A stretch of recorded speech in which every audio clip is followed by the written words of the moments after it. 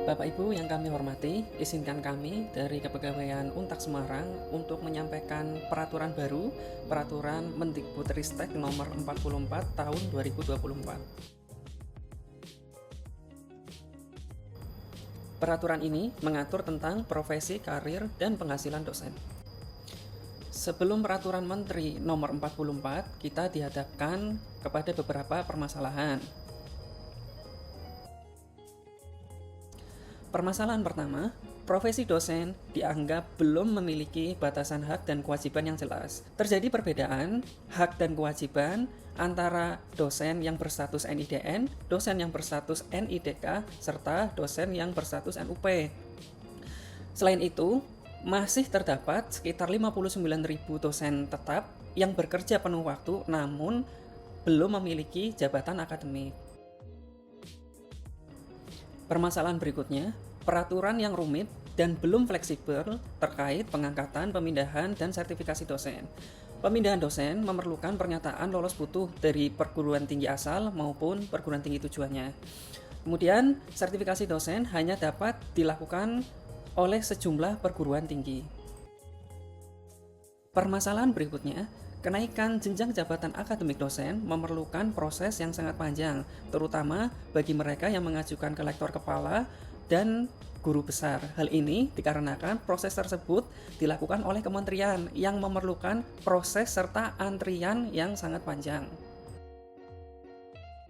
Terdapat juga permasalahan mengenai penghasilan dosen yang belum sebanding dengan kontribusi dan beban kerjanya. Jadi masih ada dosen yang dibayar lebih rendah dari upah minimum dan tidak sesuai dengan peraturan ketenagakerjaan. Untuk beban kerja dosen itu sendiri diatur secara rinci dan syarat akan administrasi. Serta proses in-passing dosen untuk dosen non-ASN yang menjadi basis pembayaran tunjangan profesi dan tunjangan kehormatan memerlukan proses tambahan. Dari berbagai permasalahan tadi, maka dibuatlah Permendikbudristek nomor 44 tahun 2024 ini, yang merupakan lompatan besar untuk memajukan karir dosen dengan dukungan penuh dari perguruan tinggi yang diberikan hak semakin otonom. Berikut adalah solusi-solusi yang diberikan, memperjelas pengaturan mengenai status dosen, di mana status dosen itu dibedakan menjadi beberapa kriteria, ada NIDN, NIDK, dan NUP. Besok hanya dibuat 2 kriteria saja, yaitu dosen tetap dan dosen tidak tetap. Apa itu dosen tetap? Yaitu mereka yang mampu dan setuju bekerja penuh waktu pada perguruan tinggi dan memenuhi beban kerja 12 SKS. Sedangkan dosen yang tidak tetap, yaitu mereka yang tidak mampu atau tidak setuju bekerja penuh waktu serta tidak memenuhi beban kerja 12 SKS. Memperjelas pengaturan mengenai jabatan akademik, di mana besok hanya disebut jabatan akademiknya tanpa ada imbuhan cum lagi. Jadi asisten ahli, lektor, lektor kepala, profesor. Misalnya kemarin kan lektor kepala itu ada 3 pembagiannya, untuk secara cum 400, 550, dan 700. Nah, besok dari ketiga itu tidak dibeda-bedakan lagi, lektor kepala ya lektor kepala. Kemudian dosen tetap akan diberikan secara otomatis diberikan jabatan akademik.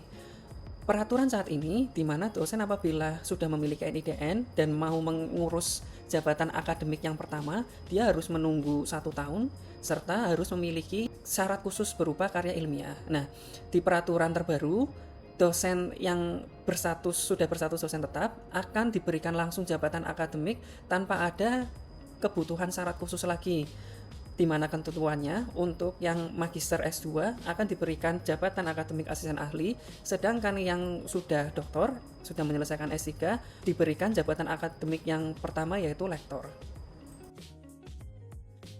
Poin ini merupakan hubungan dari status dosen dengan jabatan akademik. Untuk dosen tetap itu jelas pasti memiliki jabatan akademik, sedangkan dosen yang berstatus tidak tetap itu tidak memiliki jabatan akademik, terkecuali dosen tidak tetap tersebut sebelumnya pernah menjadi dosen tetap dan pada saat menjadi dosen tetap itu memiliki jabatan akademik, maka jabatan akademik tersebut akan terbawa meskipun statusnya sudah berubah menjadi dosen tidak tetap.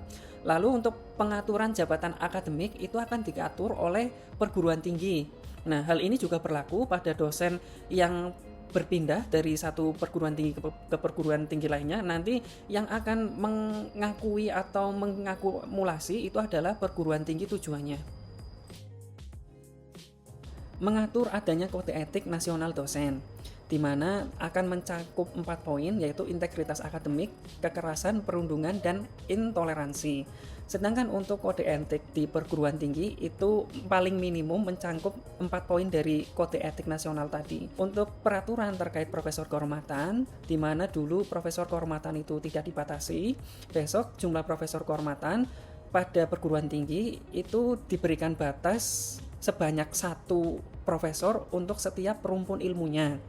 Kemudian pengangkatan profesor kehormatan, di mana dulu ada berbagai syarat seperti penilaian pemenuhan kriteria oleh tim ahli di perguruan tinggi, pertimbangan senat serta penetapan oleh perguruan tinggi. Besok untuk profesor kehormatan itu hanya bisa diangkat oleh perguruan tinggi yang telah memiliki profesor dan telah memiliki juga tim penilai yang berstatus profesor sebanyak 5 orang, dengan 3 diantaranya berasal dari perguruan tinggi lain. Menyederhanakan peraturan mengenai pengangkatan dosen.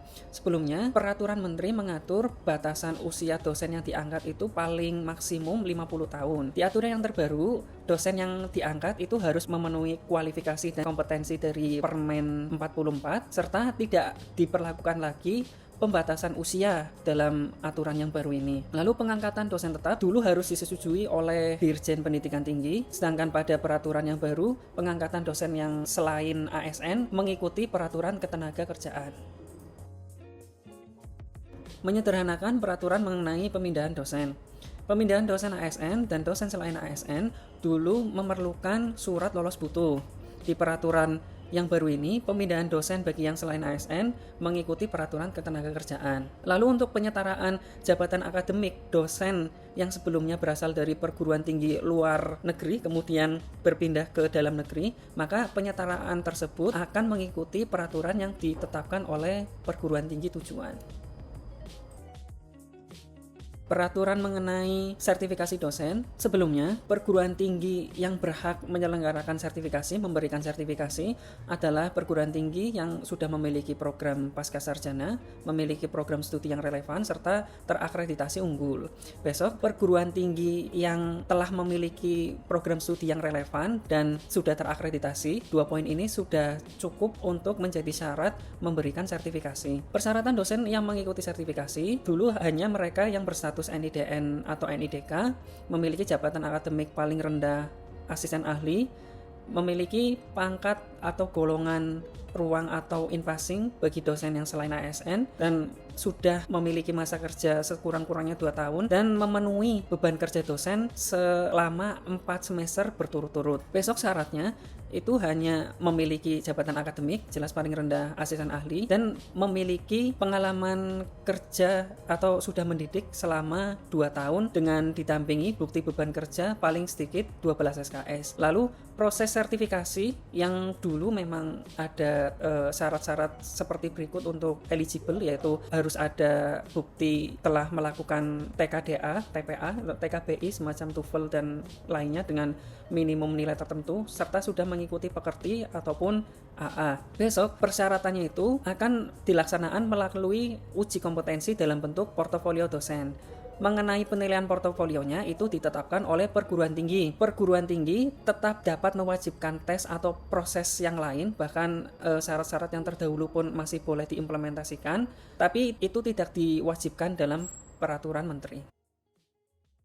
Promosi dosen atau kenaikan jabatan akademik dosen, katakanlah dari lektor ke lektor kepala ataupun lektor kepala ke guru besar, besok dilakukan oleh perguruan tinggi. Perguruan tinggi yang menetapkan indikator kinerjanya dengan berdasarkan standar minimum indikator yang sudah didapat dari menteri, lalu berdasarkan juga pada visi, misi, dan tujuan perguruan tinggi, serta dukungan untuk mencapai indikator kinerja utama dari perguruan tinggi. Penilaian kinerja dosen ini dilakukan paling sedikit 1 kali dalam 1 tahun kalender akademik. Promosi dosen bisa dilakukan oleh dosen yang memenuhi persyaratan minimumnya sebagai berikut. Sudah memenuhi beban kerja paling sedikit 12 SKS, memenuhi indikator kerja dosen pada jenjang akademik yang dituju, itu dipenuhi dulu. Lalu syarat lain terkait pelaksanaan tridharma yang ditetapkan oleh perguruan tinggi. Poin tambahan untuk promosi yang menuju jabatan akademik profesor, terdapat syarat tambahan antara lain memiliki masa kerja minimum 10 tahun, memiliki publikasi karya ilmiah yang ditetapkan kementerian, berpendidikan minimum S3, dan memenuhi syarat lain terkait pelaksanaan tridharma yang ditetapkan perguruan tinggi. Dan bagi si perguruan tinggi yang ingin mempromosikan dosennya menjadi seorang profesor, maka perguruan tinggi tersebut wajib sudah memiliki profesor pada rumpun ilmu bidang studi dosen yang menjadi calon profesor. Kedua, memiliki prosedur internal untuk promosi dosen yang ditetapkan oleh perguruan tinggi. Lalu membentuk tim promosi dosen yang terdiri atas 5 orang profesor pada rumpun ilmu bidang studi dosen yang dipromosikan. Dengan 5 profesor tersebut, 3 diantaranya berasal dari perguruan tinggi lain. Lalu apabila perguruan tinggi belum memenuhi syarat untuk melakukan promosi ke jenjang profesor, maka bisa menggunakan tim promosi dari perguruan tinggi lain atau menggunakan tim promosi dosen yang dibentuk oleh kementerian.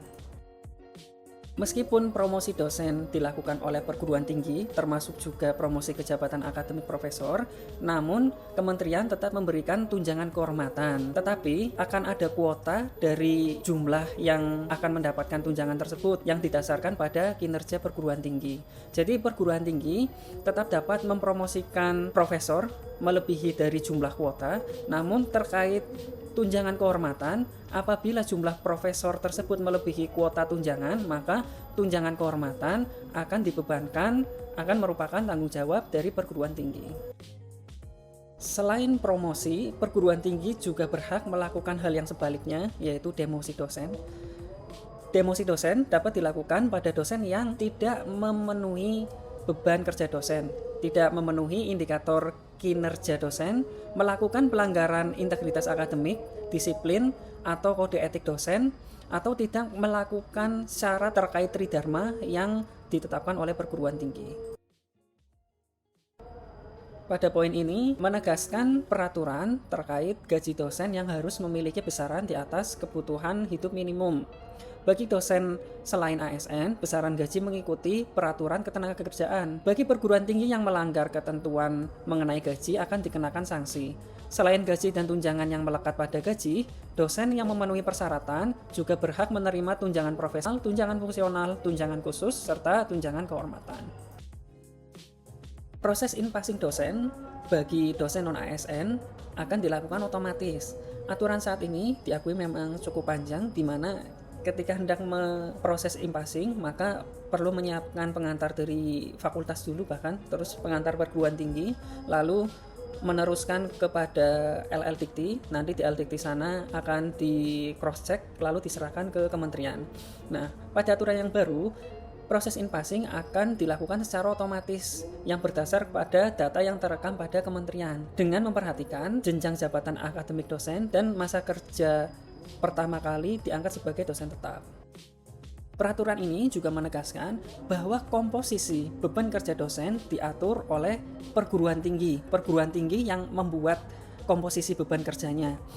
Dosen melaksanakan tridharma dengan komposisi jumlah SKS serta tugas tambahan yang ditetapkan oleh perguruan tinggi. Dengan demikian, tiap dosen dapat lebih fokus pada kegiatan tertentu, seperti katakan pada penelitiannya, pendidikan, atau pengabdiannya, dan tidak perlu selalu melaksanakan semua tridharma dalam satu periode.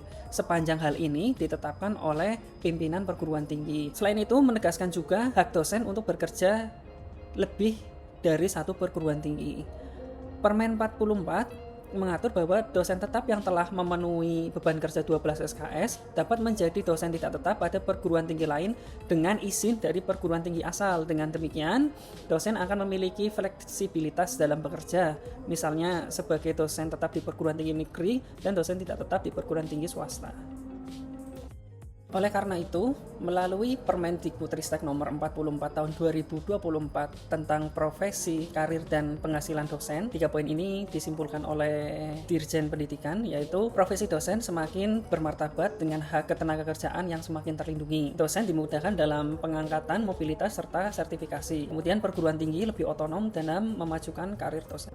Lalu apa yang perlu dilakukan oleh perguruan tinggi? Bagaimana langkah selanjutnya bagi perguruan tinggi? Di tahun 2024 ini, akhir tahun 2024, perguruan tinggi diminta mempelajari semaksimal mungkin Permen nomor 44 tahun 2024. Kemudian di tahun 2025, dari bulan 1 hingga bulan 6, perguruan tinggi menyiapkan implementasi dan mensosialisasikan ke tiap fakultas, ke setiap dosen.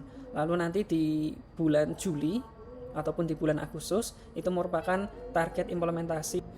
Berikut ini adalah kumpulan pertanyaan dan jawaban seputar Permen nomor 44 yang kami ambil dari YouTube Kementerian sewaktu sosialisasi Permen ini. Yang pertama, bagaimana tunjangannya? Nanti akan tetap ada kuota yang disesuaikan dengan peta pengembangan karir atau kinerja perguruan tinggi. Bagaimana penetapan beban kerja dosennya? Penetapan didasarkan pada perguruan tinggi masing-masing yang disesuaikan dengan visi misi perguruan tinggi serta yang akan ditargetkan ke depannya.